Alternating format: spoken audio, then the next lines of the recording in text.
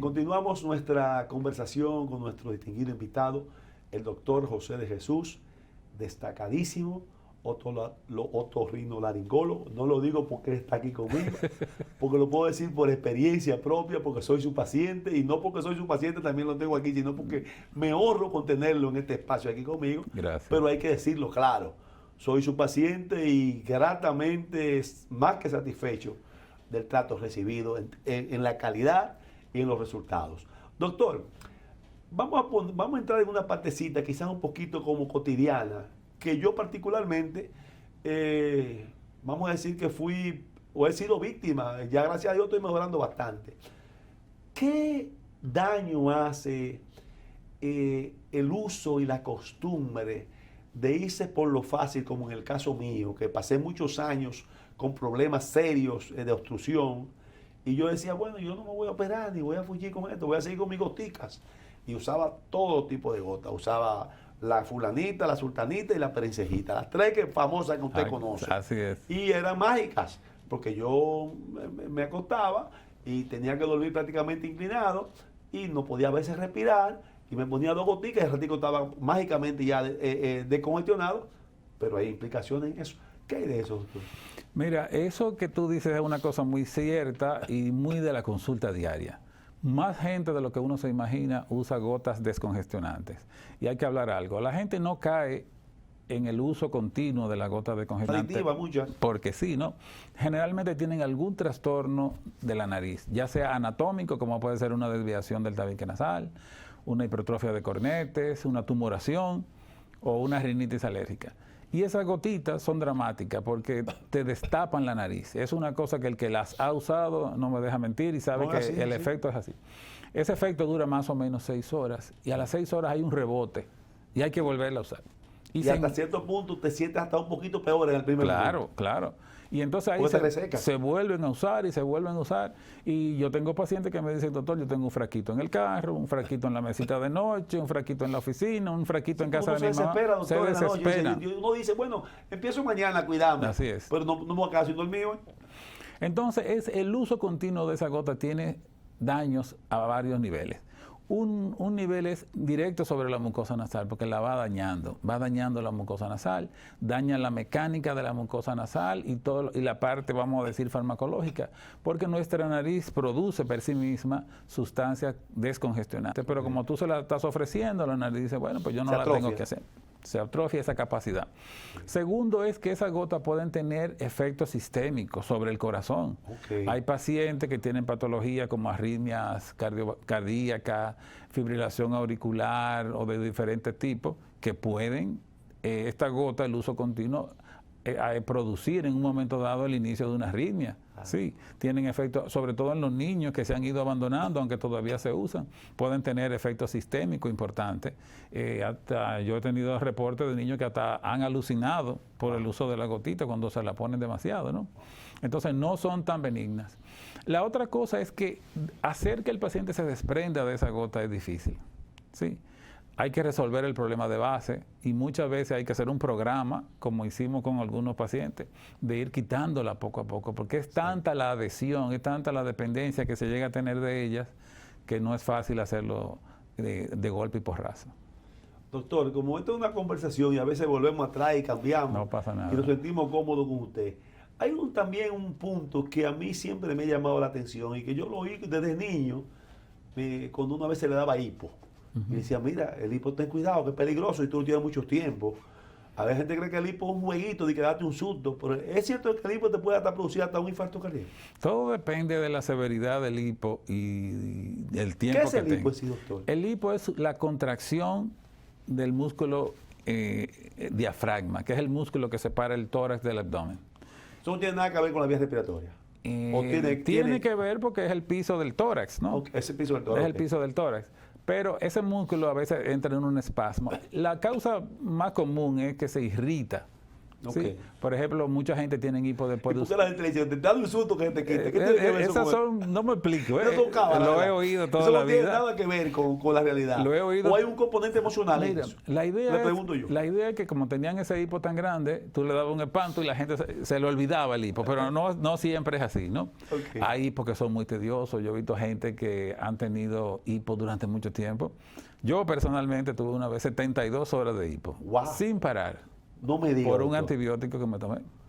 Y entonces usted tuvo que en cierta forma tener un seguimiento, algún tipo de medicamento. Sí, tuve que ir al gastroenterólogo que me trataran. Realmente lo que se hace mucho son dar medicamentos que disminuyen la irritación del estómago. A veces se usan anestésicos inclusive.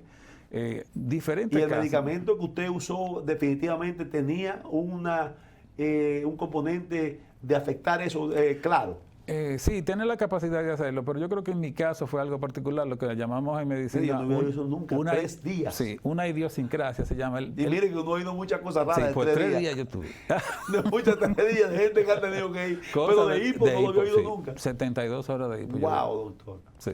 Otra cosa, doctor, vamos a seguir porque este es un programa educativo, científico, más que todo. Yo tengo que aprovechar, doctor, aquí en esta comparecencia, que para mí es, como decimos, es una viga tenerlo aquí con nosotros. Doctor, Gracias. también usted tiene conocimiento de qué es lo que sucede cuando uno a veces se toma algo muy frío y uno le sube eso a la cabeza. Sí, sí. Y hay momentos en que eso es tan terrible.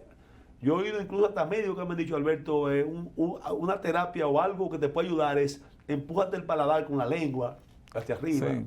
¿Qué es eso? A veces la temperatura es tan baja que tienen los líquidos y llegan al paladar, tanto el paladar duro como el paladar blando. El paladar duro es lo que llamamos el cielo de la boca. El paladar Se blando. conecta aquí seguido.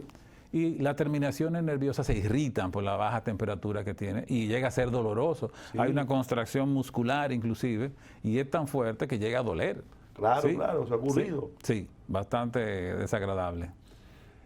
Doctor, es común y corriente, o es frecuente, uno ha escuchado que se desarrollan pólipos en las vías nasales o paranasales, no sé cómo se dice. Esos pólipos, por lo general, frecuentemente son benignos. Sí, así es. Aun sean benignos, esos pólipos deben dársele seguimiento, tienen crecimiento o tienen un tamaño fijo y no crecen más de ahí, porque a veces uno oye, mira, te están creciendo de tal manera que se está acercando a la membrana aquí cerca del ¿cómo se llama esta membrana? La que estamos pegadita al cerebro, que es finita. Sí, la meninge. Bueno, la meninge. no tanto, pero... Incluso ha llegado un momento en que han asustado a uno con eso un poquito. Así es. Cuando uno estaba jovencito. Mira, la poliposis nasal es una enfermedad inflamatoria, donde se producen esos pólipos, esas masas, que son de naturaleza benigna en su mayoría, y que tienen el aspecto de la grasa, cuando matan a un animal, ese gordo, esa grasa, Sí, ese aspecto, ¿no? Yo le digo a los pacientes que parece una vela. Ese es el color. La poliposis nasal tiene un problema importante, tiene dos problemas importantes, yo diría. Una que es recidivante, vuelve. Los pólipos de un paciente que tú puedes haber operado muy bien, pueden volver. ¿Eso es que es genético o eso es por la alimentación o por las cosas malas? No se sabe. No se sabe tampoco. No se sabe con certeza, ¿no? Okay. Pero, por ejemplo, hay pacientes que te dicen, no, yo me operé de pólipo hace 15 años y nunca me nunca salí. desarrollado más. Pero hay gente que se operan de pólipo y a los 6 meses están llenos otra vez. Entonces, la poliposis nasal, de alguna manera, es importante por varias maneras. Una es que predispone a los pacientes a sinusitis.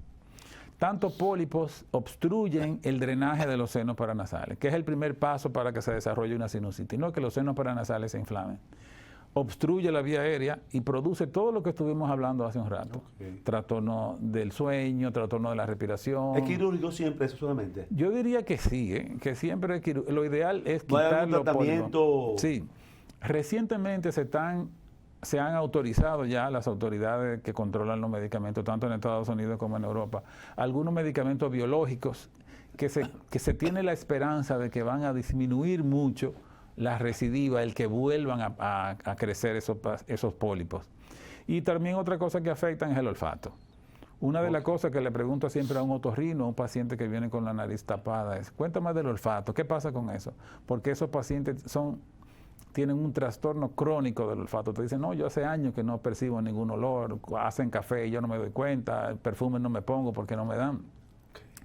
Entonces, en ocasiones, cuando hay pacientes de eso, que ellos mismos se cansan de ir al médico, se cansan de tomar medicamentos, llegan a ser sinusitis importantes. Okay. Y en algunos pacientes puede ser algún diabético descontrolado. O sea, los pólipos pueden producir sinusitis. Sí, claro. Ok, o sea, la sinusitis se puede dar sin pólipo. Claro que sí. Ok. Pero los pólipos predisponen. Casi todo el que tiene pólipos tiene sinusitis. Y esa sinusitis, dependiendo de dónde afecten, imagínate una sinusitis del seno etmoidal que está entre los dos ojos, del seno esfenoidal, del seno frontal. Eso es cuando tú te haces así, te duele incluso. Exactamente. Y a veces esas sinusitis pueden dañar el hueso y entrar al cerebro. Wow. Sí, pueden incursionar en la fosa anterior y tener el paciente una meningitis, un absceso, cualquiera de esas patologías. ¿Se produce a veces, doctor, cirugía de emergencias en ese tipo de patologías? Así es, así es. Incluso...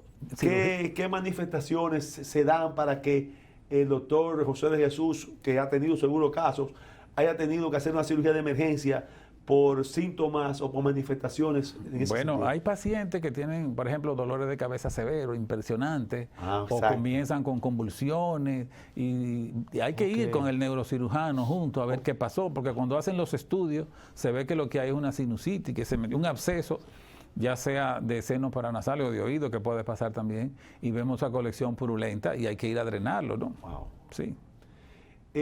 Usted me está diciendo con esto también que dolores de cabeza, determinado tipo de dolores de cabeza, son resultado de sinusitis. Así es.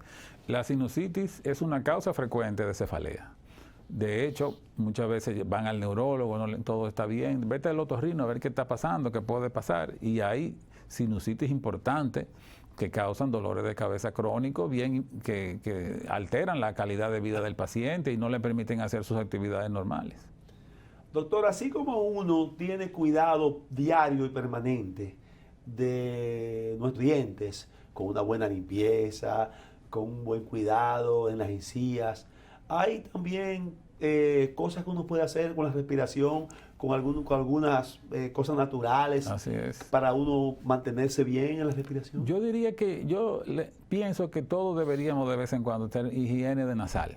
Higiene nasal con soluciones salinas, agua de sal, la pueden preparar en casa. Los nebulizadores, esos famosos, juegan un papel importante. Los nebulizadores dependen. Los nebulizadores cuando... Después digo que termine el primer punto. No se preocupe.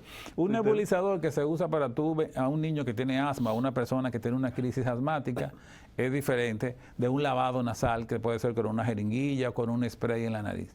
Siempre le digo a los pacientes que es una pena, vivimos en una isla, estamos casi rodeados de agua completamente y no lo aprovechamos. Deberíamos ir más a la playa y zambullirnos en el agua porque eso limpia mucho la vía aérea. A veces le digo a los papás, mira, te lo voy a poner en la receta, ir a la playa porque eso es lo que necesita tu hijo. Wow. A veces no tanto medicamento, ¿no? Sino tener una higiene nasal más estricta. Y natural y divertida. Y natural y divertida, así es. Bien, doctor, vamos a hacer nuestra última pausa para entrar en la parte final de esta conversación muy interesante con nuestro invitado, el doctor José de Jesús, otorrinolaringólogo, destacado de nuestro país. Continuamos en un par de minutos.